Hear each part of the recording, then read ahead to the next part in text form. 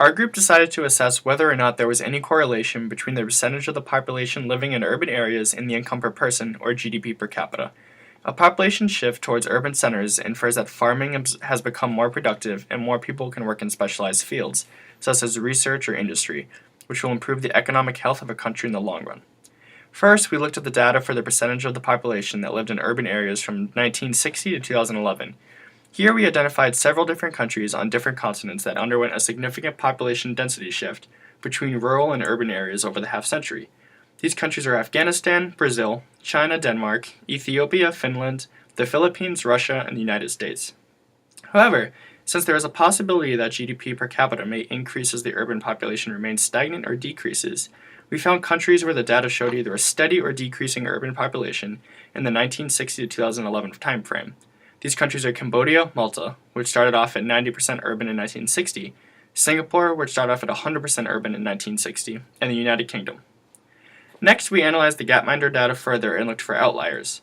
One of the outliers was China, which showed fluctuations in GDP capita during the period of about 20 years starting from 1960, despite a consistent increase in the percentage of the population living in urban areas. However, this can be explained by the large population boom in China that started in the 1960s, where the population jumped from almost 700 million in 1964 to 1 billion in 1982. Hence, the GDP capita value may simply have been unstable due to the great population increase. Another outlier is Ethiopia, which saw no significant growth in GDP capita starting in 1974 to about 2005. This can be explained by the political turmoil that was caused by the Ethiopian Civil War, which started from 1974 and resulted in a political overthrow of the government in 1991. Hence, the infighting halted Ethiopia's economic growth and negated any potential positive effect that an increasing urban population could have on the economy.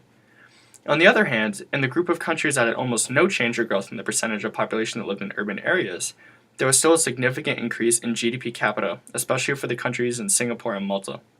Since the two aforementioned countries already had high urban populations, other factors than an increase in urban population must have contributed to the growth of their economies. Hence, it can be seen that an increase in the percentage of people in urban areas is not the sole contributing factor to the rise in GDP capita due to the various aforementioned outliers. However, in all the examples we assessed before, a significant event, whether it be population boom in the case of China or a civil war in the case of Ethiopia, affected the GDP capita of the countries in some way. Singapore and Malta, the two countries that still saw growth in GDP capita, despite insignificant changes in the percentage of people living in urban areas, were not affected by any events of the magnitude that affected China and Ethiopia after 1960, which in the year starting with urbanization data is available on Gapminder. On that note, it would be interesting to see how the GDP capita was affected by the urban population of both Singapore and Malta before and after World War II. This could verify that despite any increases in urban population, it could actually remain stagnant or fall in value due to political and economic stress if the GDP capita of Singapore and Malta declined during the time frame of World War II.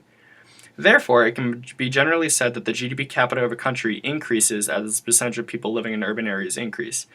This can be explained as people generally become more productive when they start living in urban areas due to a conglomeration of factors, including but not limited to increased diversity and specialization of jobs, the implementation of public transportation, and often higher quality education that is more available in rural areas.